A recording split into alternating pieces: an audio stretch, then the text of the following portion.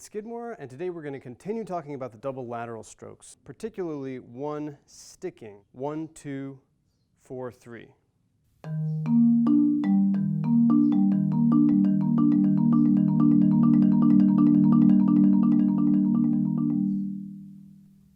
This is a very idiomatic sticking on the marimba, which means it's very comfortable, it sounds great on the instrument.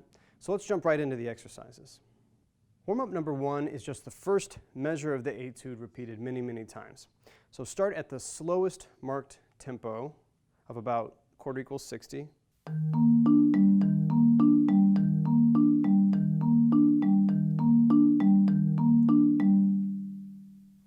As you continue to increase the tempo, remember to stay relaxed. Everything you play in this lesson should be very smooth and very flowing.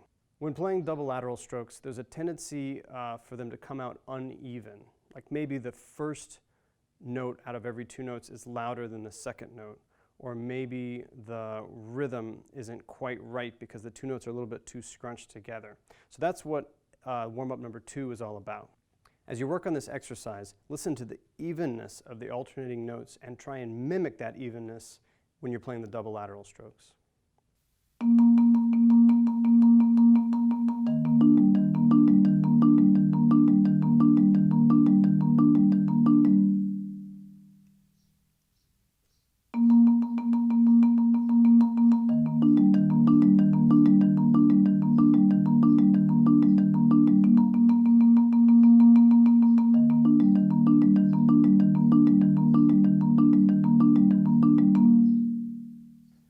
Just like with all the other lessons, be sure to play these exercises at all different dynamic levels.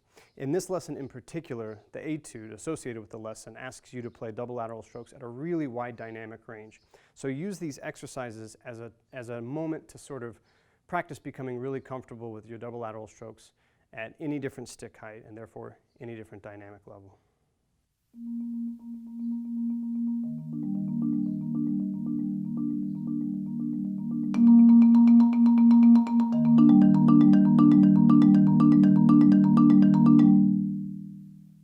A lot of the etude associated with this lesson is really repetitive, which means that a lot of the etude will be probably pretty quick to learn.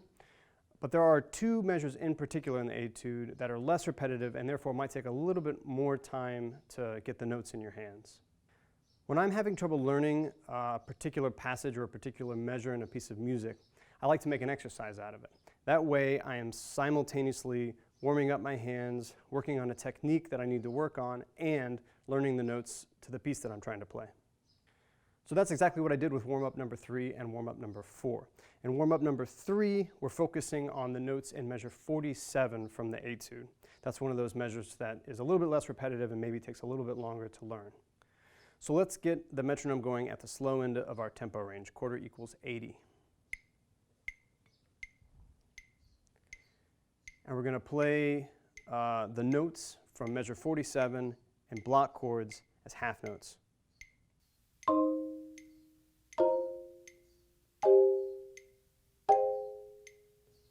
Notice my bar placement when I'm playing these notes. As often as I can, I'm playing in what is essentially the ideal playing spot on the marimba, just off of the resonator. So not directly above the resonator, but just slightly above or below it. In this case, I'll be playing above it. But on some of the flat notes on the upper manual of the keyboard here, there's not enough time to get all the way to that ideal playing spot. So instead, I'll play on the edge of the bar, which also gets a really wonderful, open, full sound.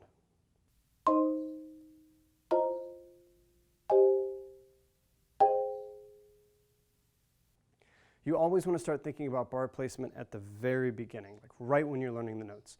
Because if you go through the whole process of learning the piece, learning all your notes and dynamics and rhythms, and then you try and go back and fix all your bar placement, you're sort of doing the same work twice. So even though it may feel like a lot to think about at once, bar placement and learning your notes and your key signatures and thinking about new techniques and all that other kind of stuff all at the exact same time, if you will, just think about all of those aspects of a piece right from the very beginning, then your learning will be a lot more efficient. You'll get through music a lot faster. Okay, back to our metronome. We played this warm-up exercise learning our notes for measure 47 in half notes. Now we're going to play it in quarter notes.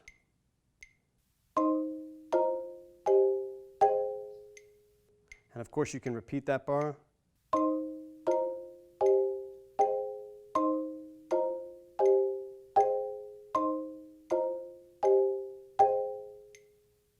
So now we're going to play the next measure of the exercise, exact same notes, but now with eighth notes alternating in your hands.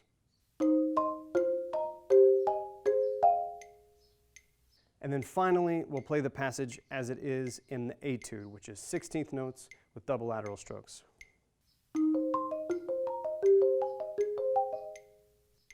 Let's put it all together. Warm up number 3. We're learning the notes to measure 47.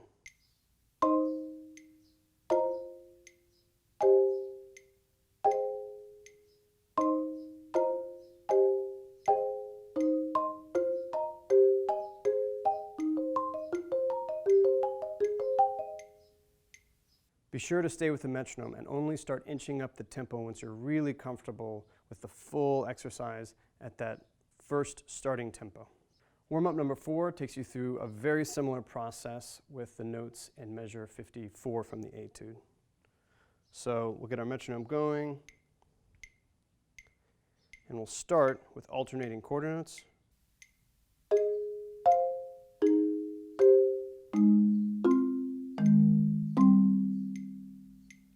Notice how I'm shifting my hands from note to note in the exact same way that we talked about in earlier lessons. As soon as I've played a note with one hand, I shift that hand to hover above the next notes that hand is going to play. It's a really efficient way of playing, and as the tempo gets quicker and quicker, it will help you be more accurate with your playing. Now that we've played quarter notes, let's move on to playing that same passage with eighth notes. And finally, we'll play the passage as it appears in the piece with 16th notes, double lateral strokes. Now let's put it all together, warm up number 4, quarter notes, then eighth notes, then 16th note, double lateral strokes.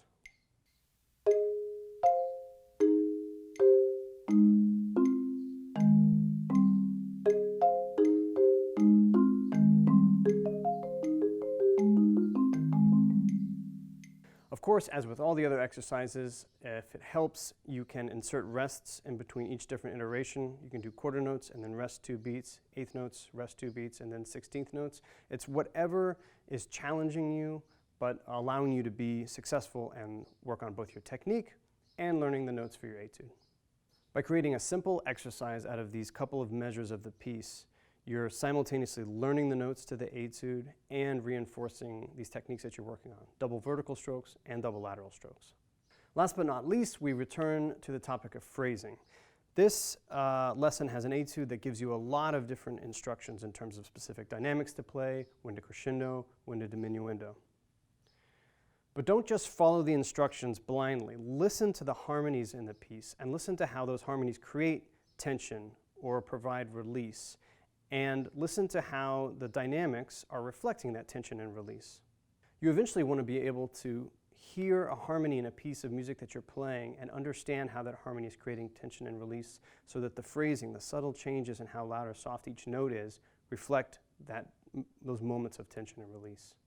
Also be sure to check out my performance of the complete Etude from this lesson for more ideas on how you might phrase the piece.